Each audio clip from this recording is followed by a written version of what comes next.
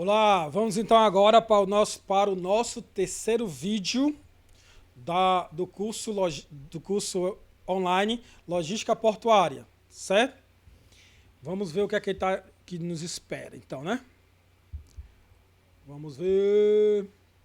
Então, ou seja, esse aqui é um curso online de Logística Portuária do curso técnico em Logística da Escola Profissional Monsenhor Valdir Lopes de Castro. Nós estamos então agora em qual aula? Nós iremos para a aula Terminologia de Containerização, certo? Então, são os nomes mais utilizados dentro da realidade desse universo. Vamos aqui, ó. Cada área tem seus jargões e suas terminações, suas designações, seus nomes, no short names aqui, né? Abreviaturas, terminologias. Então, essa aula aqui vai ser bem rapidinha, só para a gente identificar as mais recorrentes. Nós temos, então, ó, o BIC, BIC, é o Bureau Internacional de Containers. É uma associação formada pelos fabricantes e o proprietário de contêineres, com a finalidade de padronizar as siglas e as nacionalidades dos seus equipamentos. Nós temos então o BIC Code, ou seja, código do BIC, para identificar os contêineres. Esse código é composto por 14 caracteres, distribuídos da seguinte maneira: 3 letras do alfabeto latino para o código da nacionalidade do container. A sigla do Brasil, por exemplo, padronizada pelo BIC, é BRX. Então, todo container que tiver BRX, a procedência dele é do Brasil. As quatro letras para identificação do proprietário, sendo utilizado destas letras sempre o U, a última letra, que tem a finalidade de identificar como que o container é registrado pela BIC. Ou seja, INTU é um container pertencente à Interpol. SCIU é pertencente a Cyan Container Inc. E aí por aí vai. Ou seja, os 3 primeiras letras é representando a procedência, o país de origem.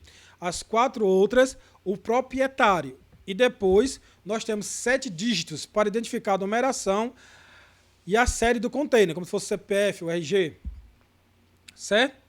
Além disso, nós temos também, devia ter colocado um container expondo isso aí, né? Procurar para a próxima. Depois temos o bogie. É o quê? É um jogo de rodas de reboque, geralmente removível. O box é a expressão em inglês que representa container. Certo? Aí tem esse break, bill, carga solta ou convencional. Temos o chassi, a armação do reboque dos caminhões sem o jogo de rodas, ou seja, é a estrutura do caminhão para receber o container sem o boja. Container ship, navio porta-container, né? Depois nós temos, isso aí seriam termos que identificam esses elementos que eu falei. E agora nós temos o CO, FC, seriam as siglas, container sobre vagão plataforma. CTO é um transitório de frame forward, que oferece o transporte intermodal, door to door. Termo sinônimo de multimodal transporte, ou MTO. Temos também esse outro aqui, Data Freight Receipt. É documento que confirma que o container foi recebido para o despacho ou o embarque. Assemelha-se ao Bill of Lading, porém não constitui um título de crédito. Temos também um FCL, quando a carga despachada ou recebida for um usuário preenche totalmente a capacidade do container, ou seja, container cheio, né? O LCF, quando a carga do usuário não preenche o container, é só parcial. E a NOT. Esses termos são pouco usados no Brasil, uma vez que o Grupo Peixe, a consolidação marítima, ainda não está difundida no nosso país. Então isso aí não é muito usual aqui, né? Aí, mas como a gente recebe de vários locais, de lá pode estar vindo assim. Então fica complicado aqui, mas a nível internacional tem que se saber. O TOFC reboque sobre o vagão plataforma. Tem um Pig Black, sistema de transporte intermodal, o Staff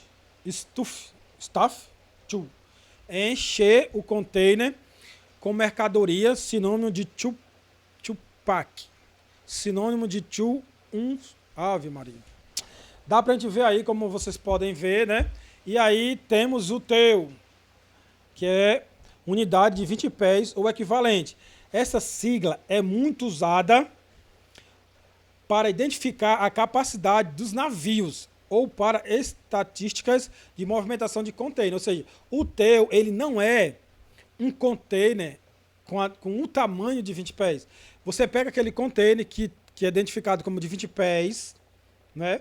Aí a capacidade toda dele, ele é levado em consideração, é como se fosse uma unidade de medida. Então, onde o navio, o espaço que um container ocupa de 20 pés, ele ali seria um TEU. Então, 2 TEUs seria um espaço que caberia 2 containers de 20 pés. Estão entendendo? Só para ficar claro, que já tentei e estou achando que não pegou bem. O TEU é como se fosse...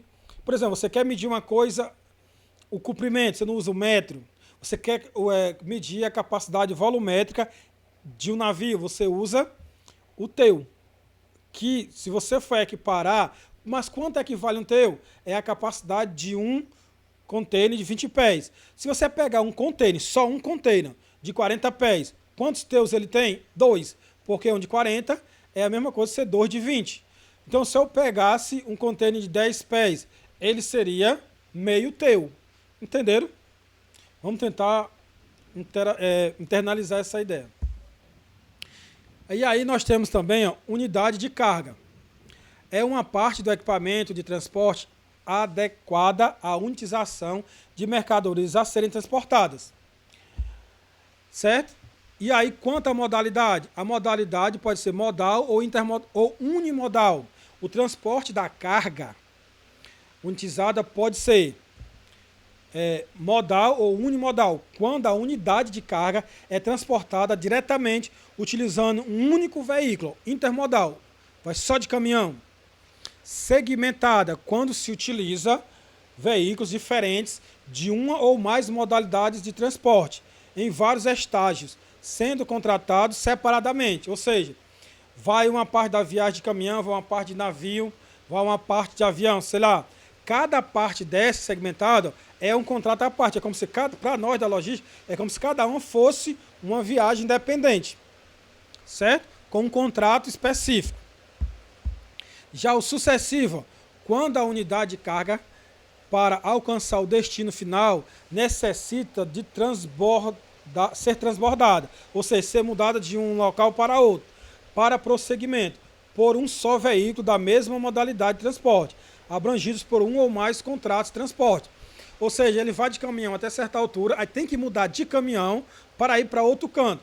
Entendeu? Mudou de transporte da mesma modalidade. Mas, por exemplo, uma carga, um caminhão, 2 caminhões menores vão até um destino. Aí as 2 cargas vão para um caminhão maior e segue viagem. Então teve transbordo, troca de veículo da mesma modalidade. Aí esse daí pode ser no mesmo contrato ou em contrato dependente. Como é que se chama essa modalidade? É modalidade sucessiva.